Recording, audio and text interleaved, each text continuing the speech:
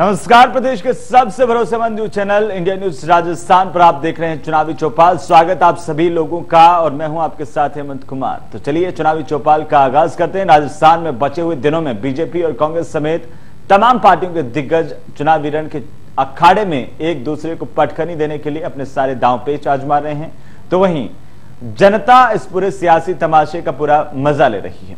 आज जहां पर बीजेपी ने अपना चुनावी घोषणा पत्र जारी करके जनता के भरोसे को जीतने के लिए एक कदम और आगे बढ़ा दिया है, तो वहीं कांग्रेस के तमाम नेता बीजेपी के संकल्प पत्र पर निशाना साधने में लगे हैं।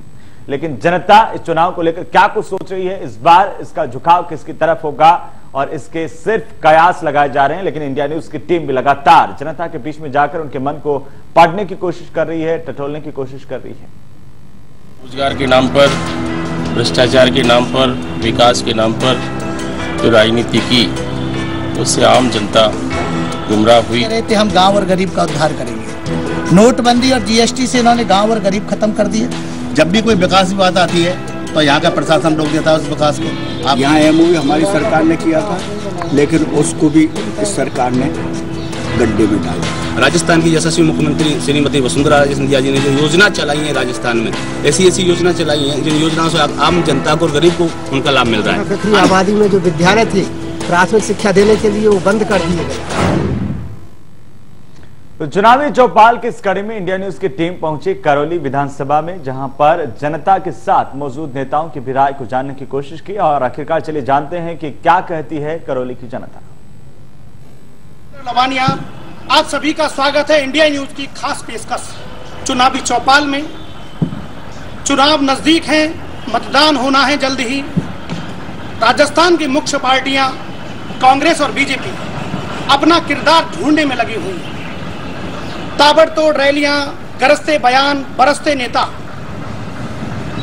इस समय जो हालात हैं वो बहुत गंभीर हालात हैं। दोनों पार्टियां खींचतान में लगी हुई हैं और अभी हम हमारे खास लोगों से बातचीत करते हैं कि क्या हालात हैं। करौली विधानसभा को आप किस तरीके का नेता देना चाहते हो, क्या नेता की पहचान होगी और आपका मतदान किस तरफ होगा। हमारे साथ मौजूद हैं, बीजेपी से हैं लोग, कांग्रेस से भी हैं, आमजन भी है, सामाजिक कार्यकर्ता भी है। अभी हम पूछते हैं, कन्हैयालाल शर्मा जी हैं, ये कांग्रेस से वरिष्ठ नेता हैं। जी बताएं, क्या मुद्दा रहेगा करौली का, करौली की जनता किसको वोट देगी, किस मुद्दे को लेकर वोट देगी। देखिए, मैं आपको चैनल को धन्यवाद देता हूं कि आप करौली विधानसभा क्षेत्र में मुद्दा उठा रहे हैं। चुनावी बिजुल बच चुका है, 7 तारीख को चुनाव होना है। पिछला हम देखें तो 4.5-5 साल से बीजेपी की सरकार राजस्थान में रही है और केंद्र में बीजेपी की सरकार, प्रधानमंत्री मोदी जी हैं। लेकिन इन्होंने जिस ढंग से नौजवान रोजगार के नाम पर, भ्रष्टाचार के नाम पर, विकास के नाम पर जो राजनीति की, उससे आम जनता गुमराह हुई और उन्होंने फैसला लिया कि कांग्रेस को हटाओ और बीजेपी को लाओ। लेकिन आज जिस तरह का वातावरण इस देश में है, इस राजस्थान में है, राजस्थान की जनता व देश की जनता भारतीय जनता पार्टी की सरकार से 4.5 साल में उठ चुकी है। जो सपने मोदी जी ने दिखाए, जो सपने वसुंधरा जी ने दिखाए, भारतीय जनता पार्टी ने दिखाए कि लाखों को रोजगार देंगे, 15-15 लाख रुपए हर आदमी खातेदार की जेब में आएगा, भ्रष्टाचार मिटाएंगे, काला धन वापस लाएंगे। लेकिन जिस ढंग से बीजेपी ने झूठे सपने दिखाए, नोटबंदी की, जीएसटी लागू किया, तो कैसे सुधार नहीं हुआ देश में? नहीं, देश में देखिए, पिछली मुड़ करके अपन देखें, कांग्रेस का इतिहास देखें तो कांग्रेस ने एक बहुत अच्छी योजना है इस देश को, जो पिछले आज़ादी के समय सत्ता मिली कांग्रेस को। आज कांग्रेस ने इस देश का नाम पूरे संसार में लिया जाता है। कांग्रेस का नेतृत्व चाहे इंदिरा जी रहे हैं और राजीव गांधी जी रहे हैं या आज राहुल गांधी कर रहे हैं। तो कांग्रेस की एक अपने आप में एक छवि है। कांग्रेस गांव-गांव, ढाणी-ढाणी में है, सब जगह कांग्रेस है। हमारे साथ मौजूद हैं माधव हरदेनिया जी, जिला कांग्रेस कमेटी के महामंत्री हैं। बताएं, क्या लगता है करौली में जो हालात हैं फिलहाल वो कैसे हैं? ऐसा है, चुनाव नजदीक है। सबसे पहले तो मैं धन्यवाद दूंगा कि आम जनता की राय आपने जो ली है, इससे जनता का आक्रोश चुनावों से पहले और निखर करके आएगा। इन लोगों ने 3 नामों पर ये सरकार में आए थे, आम जनता को जिन्होंने धोखा दिया 3 नामों पर दिया। एक तो उन्होंने कहा कि हम गौओं का उद्धार करेंगे, एक कह रहे थे हम गंगा का उद्धार करेंगे, एक कह रहे थे हम गांव और गरीब का उद्धार करेंगे।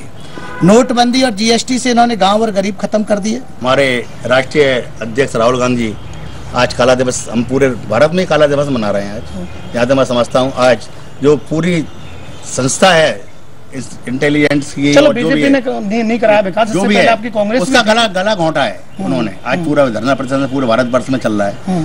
विकास की बात क्या लगता है करौली सीट का क्या करौली सीट तो क्या पहले भी 3 सीट आई थी, अब तो 4 आएंगी। आपको मालूम है राजस्थान में अभी आप जैसे चैनल में आया था कि 180 कांग्रेस की, 13 बीजेपी की, 9 अन्य की। तो इससे आप अंदाजा क्या विकास कराया उन्होंने, आपको मालूम है। जब भी कोई विकास की बात आती है तो यहाँ का प्रशासन रोक देता है उस विकास को, आपको भी मालूम है। जो भी जितने विकास के कार्य प्रशासन रोक दिए। भूपेंद्र भारद्वाज जी, उनसे बात करते हैं। किन मुद्दों पर चुनाव लड़ेगी आपकी पार्टी और किन को मत करेंगे आप? पार्टी का जो मुद्दे हैं वो सबसे पहले तो शिक्षा का, रोजगार का, स्वच्छ पानी का, यातायात का, ये सारे मुद्दे हैं। यही मेन मुद्दे हैं। हमारी सरकार द्वारा यहाँ पर प्रचुर मात्रा में सीमेंट उद्योग का पत्थर है, जिसकी फैक्ट्री यहाँ लगने को थी मटेरियल के नीचे, लेकिन सरकार द्वारा उसकी स्वीकृति जारी नहीं की, वो रद्द हो गई। यहाँ लोहे का प्रचुर मात्रा है हिंडौन साइड में।